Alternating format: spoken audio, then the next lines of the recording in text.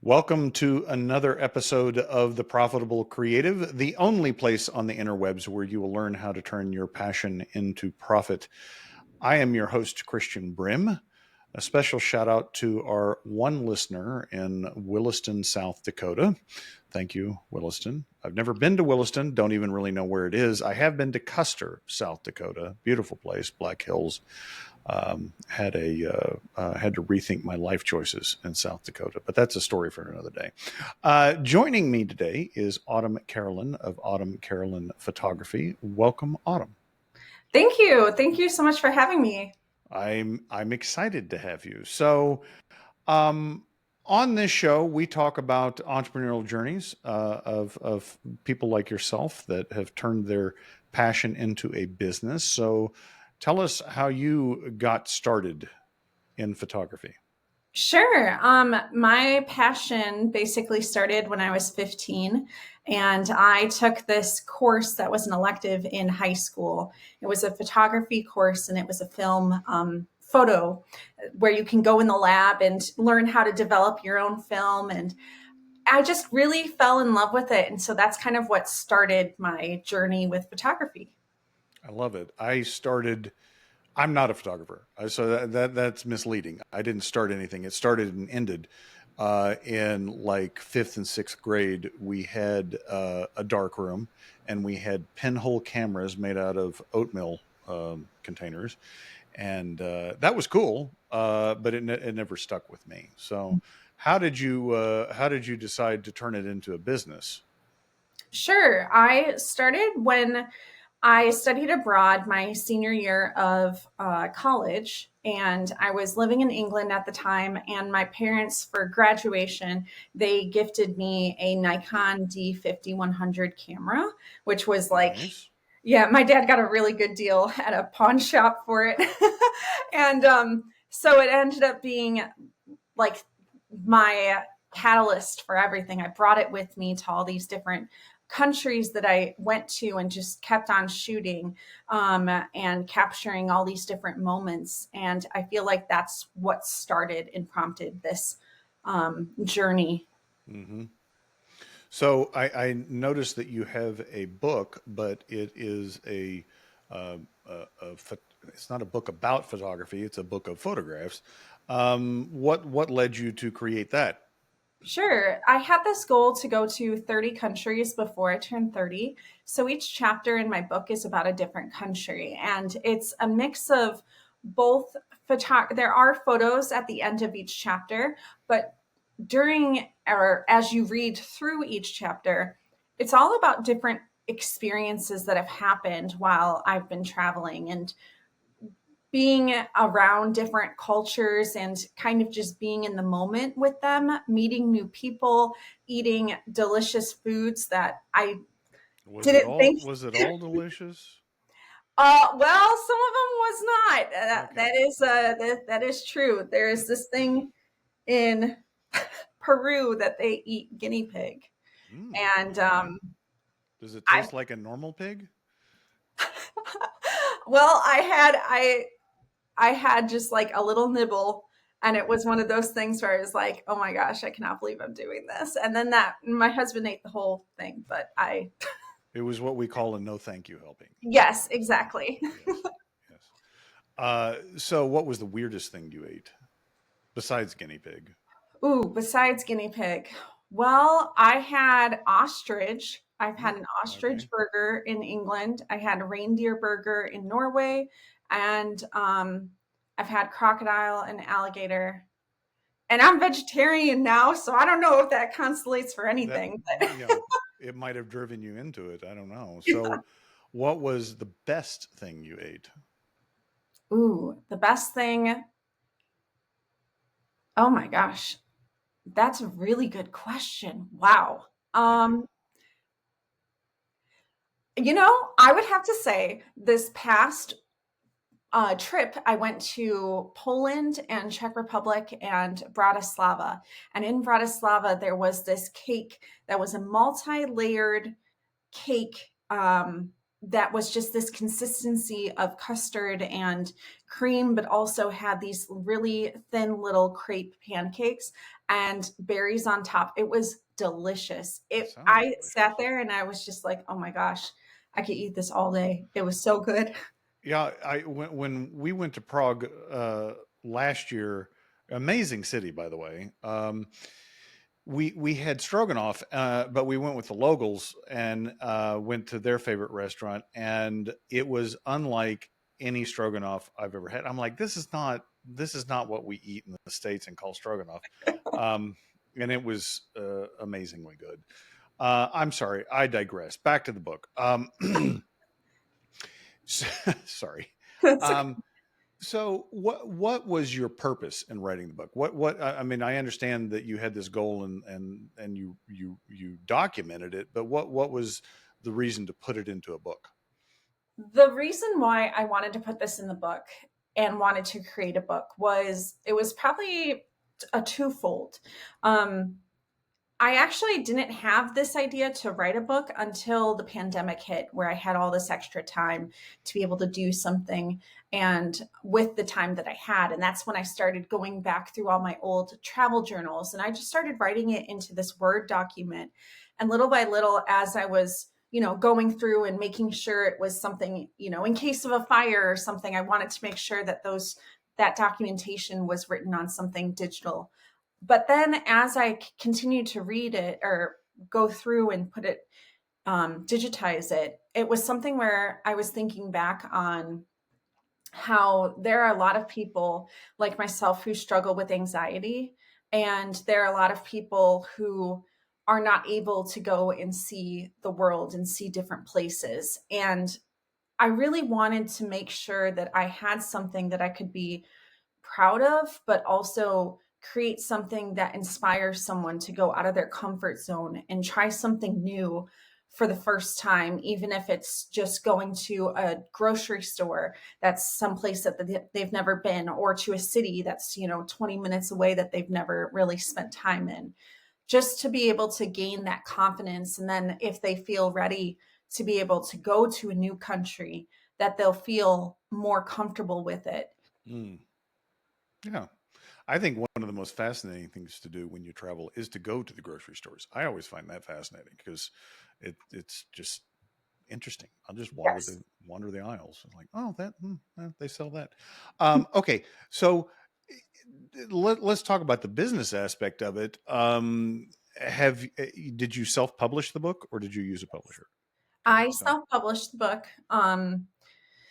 And I had 3 editors, 12 beta readers, 2 sensitivity readers. And then, let's see what else. It took me 4 years to write and holy cow. years. Okay. Yeah. Yeah. It was a big step, for me to be able to get it done. But now that it's completed and out, it feels a big relief off my shoulders. When did it publish? It published earlier this year in Okay. 2024. Oh, actually, last year, Gotcha. 2024. Yeah. That was last year. Um, so I'll ask the question. How was it sold? Has it met Good. your expectations? Yeah, it's been amazing. I am so pleasantly surprised. I honestly thought that maybe a few people would buy it, like, friends or family, but it got to the point where I've been, you know, very thankful to have orders be coming in, and it's been a really incredible journey. Has it paid for itself yet? Not yet, but I'm so close. Okay. But Fair enough. I spent a Yeah. penny No. on this. Even if you self-publish, it is expensive to hire editors and formatters and Yeah, it is. Yeah. so was there any crossover? Well, let me back up a second. Did you have you how have you marketed your book? So I marketed it through different channels. I had this idea that when I was going to launch, the launch was really the biggest step in this whole, production with publishing it. So I had let's see, I do photography, and I'm a part of a photographer, or not a photographer, but an artist group here in Minneapolis. And Hmm. it's called the Northrop King Building. So it's this large warehouse that has all these different artists in it. And I created this gallery that was going to be a 1 day only travel gallery that had artists from the building in it, showcasing their work. And then I did a book reading, and then I sold my book there, and it was on the day of the publish release. The next day I did a speaking event at a Swedish institute, and they were able to host me, and so they sold tickets for that as well. And then I did a presentation about travel for that one, and then we did a book signing and a book reading at that point as well. So since February of 2024, every month I've done something that has been either a book reading or a book signing someplace, Barnes and Noble, or a bookstores in different places around the Midwest, Chicagoland area, also Wisconsin, and in Minnesota. And then that's been basically my main marketing when it comes to person.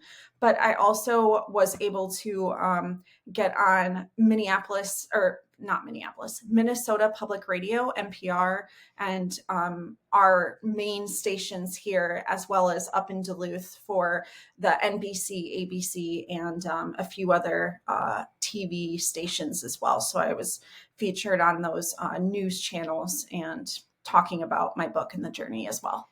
Did you organize all of that yourself? Yes. Yeah. Impressive. All Thank right. you. Have you done any Amazon advertising for the Yes. book? Yep. Yes. How's that worked out? Yes. So I used Rocket Publisher, I think, or Rocket Publishing, which it's not a publishing group. Basically, what it is it's a tool that you can use for being able to do Amazon advertisements and knowing which like keywords and SEO Right. words to put in. So that has been going really well. And it has been gaining traction with a lot of people that I think wouldn't necessarily know about the book, that are not from the Midwest, but are from different places. Yeah, as you know, I self-published my book last year as well, and what I in talking to the publisher, I hired a publisher. She really wasn't a publisher. She just helped and did the editorial and all this. Anyway, in discussing it with her, it was like I came to this conclusion that you can have a great book, but if you don't market it, no one's going to know about it. Which, and there are a lot of bad books out there that have good marketing that sell well. So it's Yeah. not necessarily whether you have a good book or not; it's how well you market it, which is sad, but that's reality. So, is there been any? Now, I'll come to the question that I was going to ask. Have you seen any uplift in your photography business from the publishing of the book? Yes. And that has been a pleasant surprise So because that was no expectation going into it. no, no. Interesting. Okay. It was something where I had this main goal to get this book out because I just wanted people to be able to see it. But then with the uptick in my photography business, I sell like, I sell like sorry, I'm having this blank, but canvases, metal prints, matted prints, calendars, greeting cards, all that stuff. And it's just been really interesting to be able to see that I'm getting, orders I would normally get in the Midwest are now across Mm. the US. Like I had an order, for San Francisco and places that normally wouldn't really be putting in orders that So, I'm used to. so looking at the photography business, what is explain your photography business. Sure. Yes, I'll shut up now. No, it's okay. So what I do is since I did the 30 and 30, I've taken pictures in all 30 countries. And so I sell my photography of landscapes, architecture, places that are well known in those 30 countries. And then I sell them to people for them to put on their walls, or for them to have, for like the cards and the calendars and things like that as well.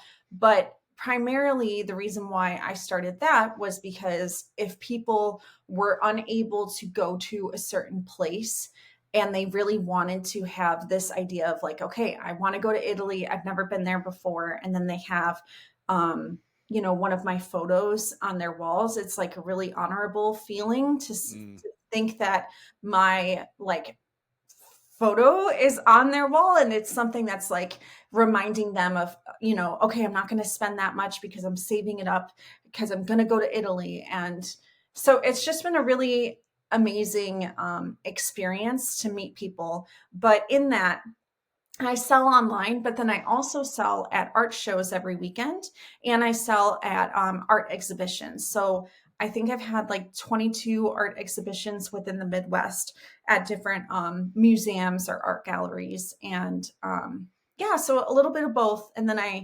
I sell courses. Well, I don't, I teach courses, and I teach workshops as well for people who are interested in learning how to be an art business, get into the art business world, but they're not really quite sure what to do or how to start. So you don't do custom photography. People don't call you and say, "Hey, I need you to take some pictures of this." No, no. Okay, which is interesting because most of the photographers that we've had on the show, that is their business. And so talk about why you didn't pursue that. Yeah, when I first started off with photography, getting out of high school and getting out of graduating from college, I did do a few weddings. I did family portraits and pet portraits and seniors and things like that. But I don't know, I felt like it wasn't really my passion, and my passion was more towards landscapes and things that didn't move, quote unquote. and so I feel like that was really a main determining factor of that. I just really like what I do, and I like being able to go to different places, capture it, and then be able to use that as my main focal point. So it sounds like that wasn't like a business decision to do that. It was just your passion, Yes. but it does dis distinguish you because they're most people that are photographers are doing some type of custom photography. Mhm. So what have been some of the challenges in choosing this business model? Sure. Yeah, there definitely have been challenges for sure. I mean, I kind of, and I do think about it sometimes of, I get asked a lot if I do any type of custom portraits or if I do family portraits, especially at art shows. People are looking for that, and they always ask me.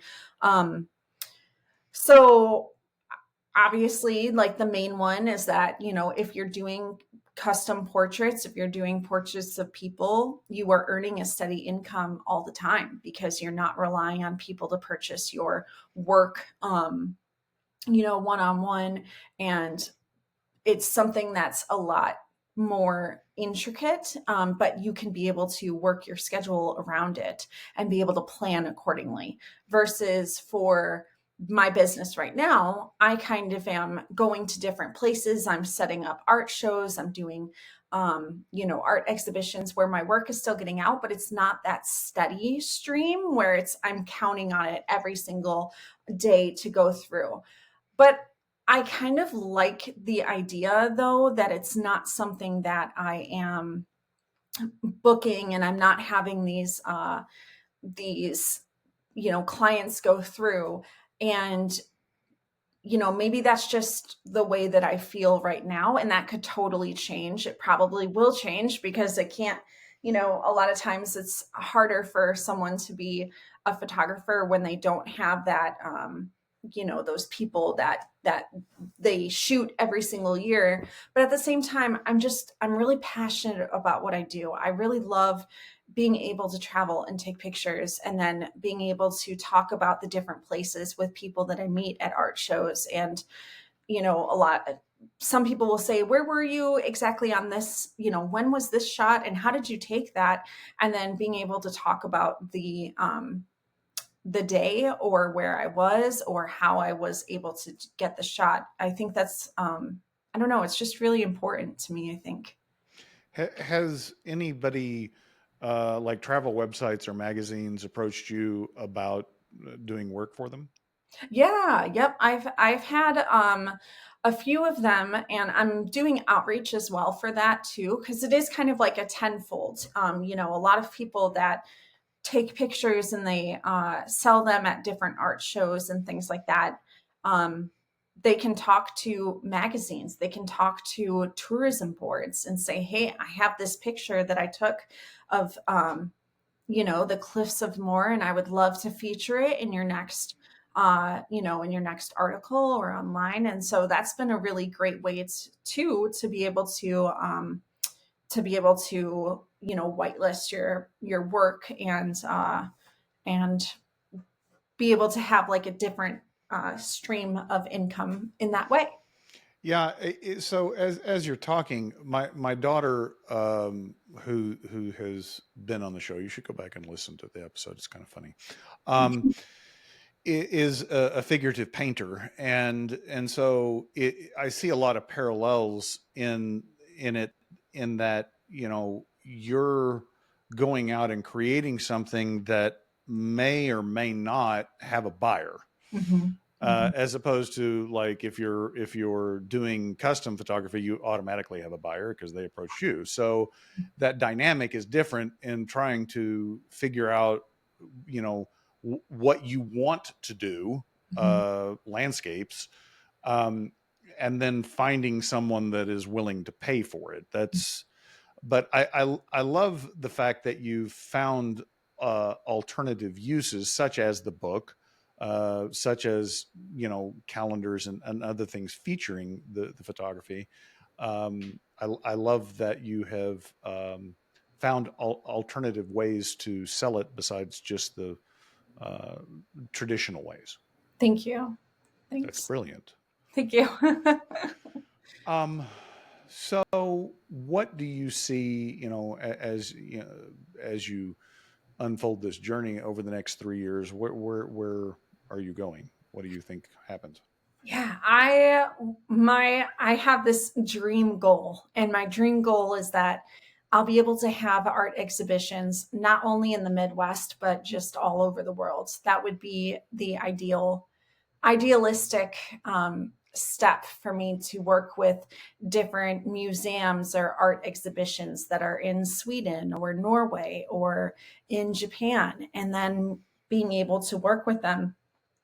And you know ideally, what then would come of it is that I would really love to be a photographer for different places around the world. So Mm. if someone is looking, if there's a hotel, or if there's like a tourism board that, they have this new place that's coming up and they're looking for a photographer, that I could be able to travel and take photos and have that be a source of income for me, but then also being able to sell my photography too, and just keep on kind of fueling this desire of travel, but using the fuel as photography. Okay, I like that. What I completely no, I remember now what my question was. It's hard to keep things in mind and still listen, right? Yeah. So that's evidence I was listening. Um, how do you determine your pricing? Yes, I determine my pricing. Well, I listen to a lot of podcasts when it comes to art business, and artists that are kind of in the same realm that I am, because I find myself making a lot of friends with artists that are here in the Minneapolis Twin Cities area, where their niche isn't particularly selling photos or canvases from across the world. Their niche is selling canvases and matted prints and metal prints from Minneapolis, Twin Cities itself. And Mhm. so I've been able to really learn from them and, go to their workshops and listen in on how they're pricing their models and selling what they use and using that algorithm, because I want to make sure that my pricing isn't too steep, but it's also not that it wouldn't be profitable for me. Yeah. Well, I mean, and so your profit is kind of backloaded in that, you've got all the expense of travel and Mhm. doing all the work, and then Mhm. you have to figure out, I mean, replicating the print, there is some cost to that, but it's nominal compared to what you're charging. So it's kind of like you put several $1,000s into a project, and then it's okay, how can I monetize that? Mhm. That sounds like a bad word for an artist, but it's interesting because I've had many conversations with my daughter about pricing, and she's the ripe age of 28, so still young in the game, but she figured out very early on that she was going to price things. Um, I almost say not, to not sell them. Like, she prices them so damn high. I'm like, but I think the reality is that who's to say what it's worth? Mhm. Because um, and that dynamic that she's very technically good. I mean, like, very realistic figurative paintings. Um, it the way she prices it intrinsically gives it value, right? Mhm. Like, if she priced it lower and it was that technically good, it would be like, oh, maybe something's wrong with it. Yes. Yes. Yep. Yep. Is that been your experience in pricing? Yeah, definitely. And I had to learn that along the way, because I started the photography business at the same time that I started writing the book. So it's been about 4 to 5 years. And at first, when I put these out there, I really didn't know what I was doing. And, so I priced them really, really low, thinking that, oh, this would be a great way to be able to work with people, because my main thing was that I wanted people to be able to afford it. If they couldn't afford it, I wanted them to be able to, um, it wouldn't be such a far reach for them, because my main passion was just giving people that spark and wanting them to be inspired to go and travel on their own. And but then as the years go by, you start realizing that that price model it's nice in theory to think of it, but it's not profitable, and it's really hard for someone to keep a business up when you are striving on the back end to kind of make all the costs that you are doing, because the pricing is so low, because in your mind you're thinking that you're doing the right thing for other people, but it ends up just kind of being a wash, and you end up really hurting yourself in the end. So I started listening to those podcasts. I started realizing what the average pricing was for my I don't want to say competitors, but for my friends who I, you know, I take what they do really seriously, and they're like my mentors. They are Hmm. like my photography mentors, and I see what their pricing is. And so, I match that now. And it's been really helpful for me, because I see how they run their business, and I see exactly, mirroring them. And it's been just really helpful for me to then not only feel like, I'm making something that is worth what I'm doing it, but it's also something where it's like, no, I should be marking these as they are, because this took me years. It took me 10 years for me to get all these images. It took me countless flights to all these places and time and effort. Yeah, it's almost like you're having to justify yourself rather Yeah. than just accept it, right? Hmm. Like Hmm. uh, these mentors that you have, Hmm. as far as turning the creative into the business, what are some of the more valuable lessons that you've learned from them? Ooh, valuable lessons. Honestly, it would have to Yes, be, please. yes, it would have to be definitely art show etiquette. Oh, Not, okay. not, I mean, not even with etiquette, but just the way that they, because when I first started off with my art booth, I had, a little table and I had a tablecloth and I had this tent that I purchased on Amazon, and it I worked. still have my daughters in the garage, so Yeah, yes, totally know. I have it too. I do have it. But it was something where I didn't know how to necessarily make I didn't have my pricing all in one place. I didn't Hmm. have something where people could go and see it. And I had these stories that were behind the photos that, I could think of a story and then say, oh, yeah, well, I took that when I was here, and then be able to sell it in that way. Yeah. And,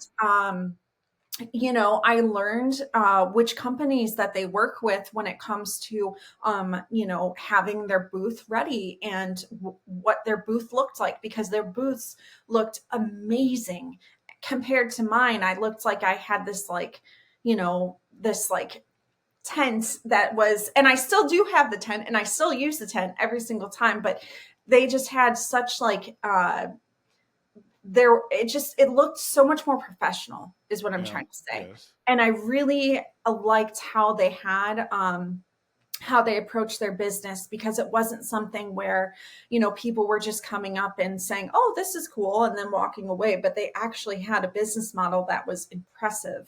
And I just remember, excuse me, like the first year that I was doing this, or well, first like 2 years, I just was watching them and I was like, okay, I'm just gonna slowly but surely, I'm gonna try and do these little things that they are doing, with the way that they're doing pricing. But I don't want it to sound like I'm just copying someone and that's my business model, No. it's just a copy, because No. there were also, little things that I had done where they had picked up for me too. So it was like a healthy business relationship where you learn from each other.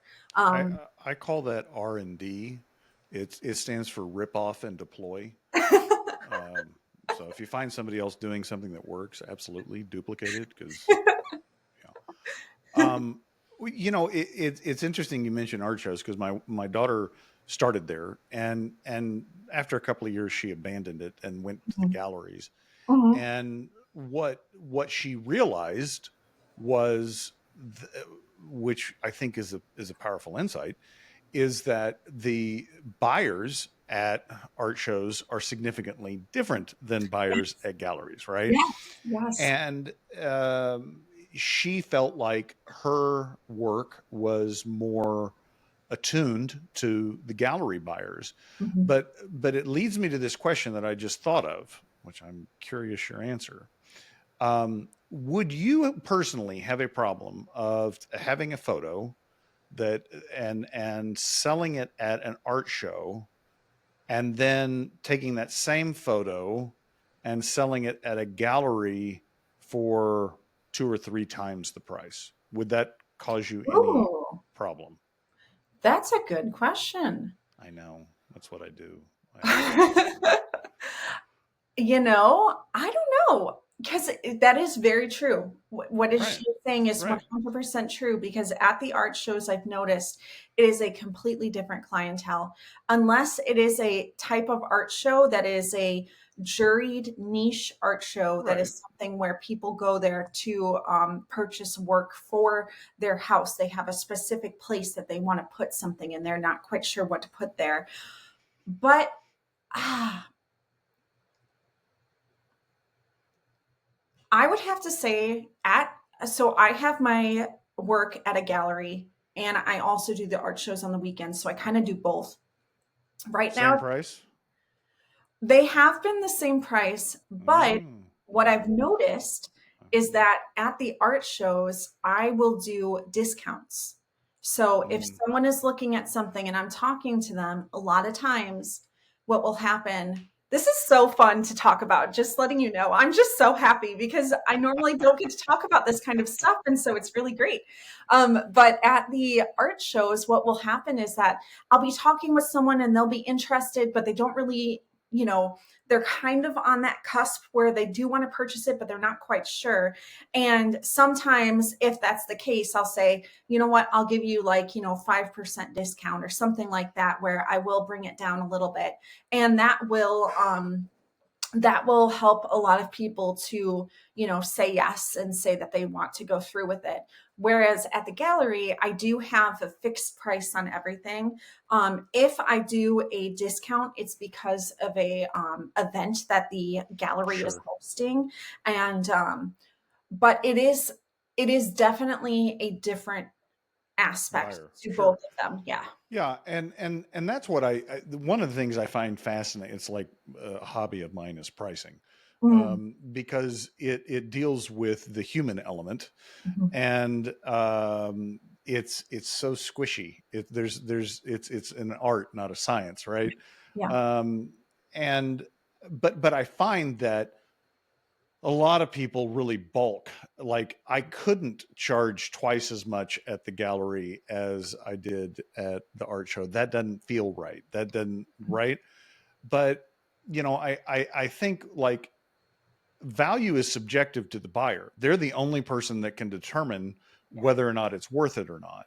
Yeah. And so then I kind of push back on that thinking to say, well, who are you to say that it's not worth that? Like if Mhm. it's worth that to them, then Mhm. okay. You're not it's not like you're robbing them. um so yeah, interesting. um what would you give yourself 4 or 5 years ago? What advice would you give yourself starting out?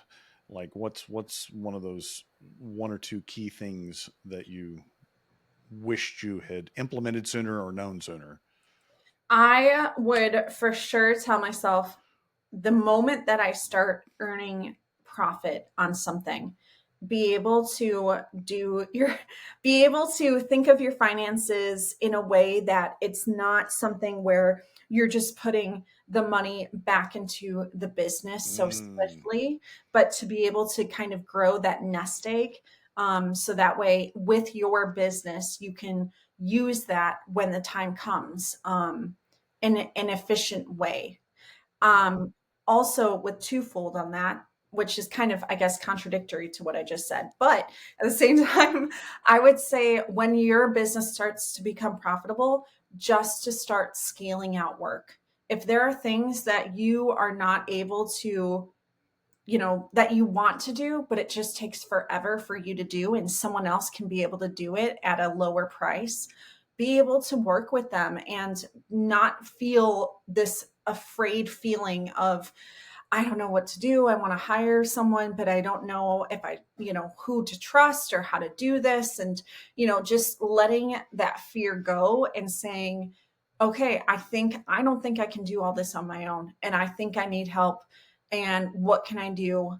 And what can I delegate to other people to be able to get them on board so that way I can become more, um, have more of a successful business model than just me doing it all on my own. I think that's brilliant advice. Have you read Profit First? No, I have No. not, Okay. Have you heard of Profit unfortunately. First? Yes, I have. Okay.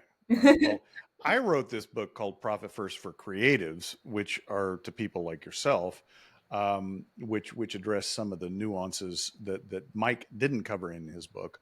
Um, but I think having that process of how to deal with your money Mhm, is critical, because most creatives step into the business without any of that background or experience. mhm, And having just a structure in place to deal with the money is, I think, very important, because then you're intentional about it. You're not, and I think that's what you were saying is that being intentional about the money. Okay, I'm not just going to put it back in the business. I'm going to set aside, build up a nest egg.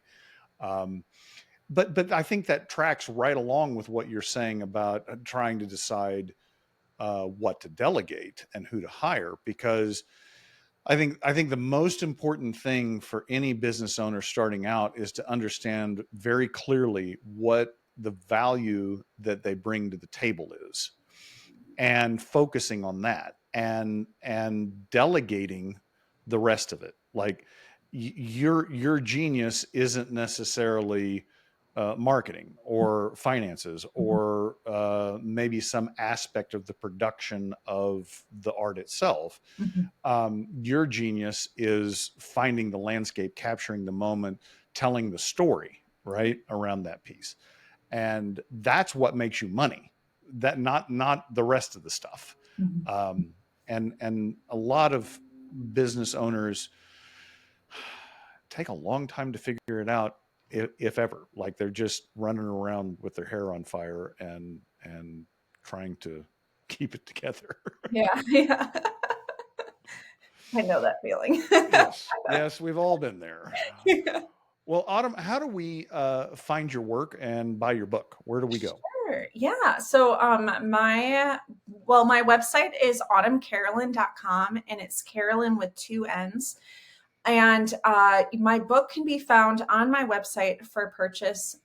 It can also be found on Amazon, Barnes and Noble, different Walmart, different places that sell books, essentially. And then if my social medias are all Autumn Carolyn Photography, and it's the Carolyn is with the two N's at the end, and that's on Instagram, Facebook. I have a blog on my website that I update quite a bit, and it's all about different places that I travel to, and just fun things that I like to write about.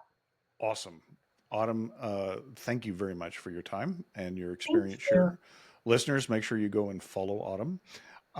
Check out her book for sure. And if you like what you've heard here, please subscribe to the podcast, share the podcast, rate the podcast. If you don't like Carolyn, I don't know what to tell you, because she's a lovely woman and you should have enjoyed this show. Thank you. Until until then, ta ta for now.